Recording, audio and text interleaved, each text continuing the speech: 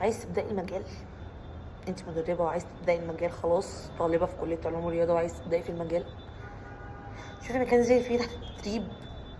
شوفي مكان انزلي فيه تحت التدريب، دوري ابحثي، ما تيأسيش، ما تقوليش اصل انا والله انا شفت المكان الفلاني اللي هو اصلا هتلاقيه نادي اهلي ولا نادي كبير ولا اي حاجه، بس هو ما مش عايز، هو عايز حد عنده خبره. ما انت خدي الخبره في اماكن صغيره واشتغلي على نفسك عشان تطوريها. ما تفضليش قاعده قدامي كده وبتقلبي على التيك توك ليه؟ سيبي التليفون، سيبي التليفون وذاكري، قومي خدي كورس، قومي اعملي اي حاجه. كباتن، الكباتن والطلبات اللي لسه في سنه اولى، ما تسيبوش المجال بتاعنا لحد، ما تسيبوش المجال. اعمل فيكوا ايه؟ ما تسيبوش المجال بتاعنا لحد. ليه حد يبقى بره المجال اشطر مني؟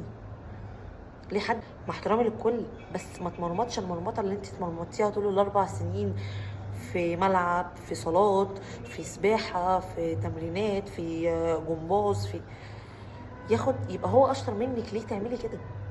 ما تسيبوش المجال بتاعنا لحد يا كباتن.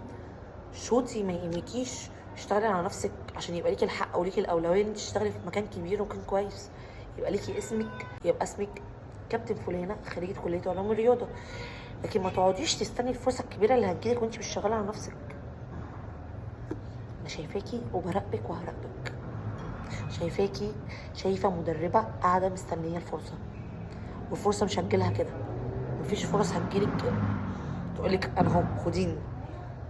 قومي شوفي لك كورس او شوفي لك فيديو تتفرجي عليه، او شوفي اماكن جنب البيت، اكاديميات، مركز شباب، نوادي صغيره، اي حاجه، انزلي اتمرني، انزلي تحت التدريب وخدي خبره.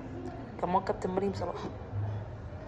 ما تنسونيش بدعوه، انا بحبكم والله، بس انتوا اللي بتعصبوني. سلام.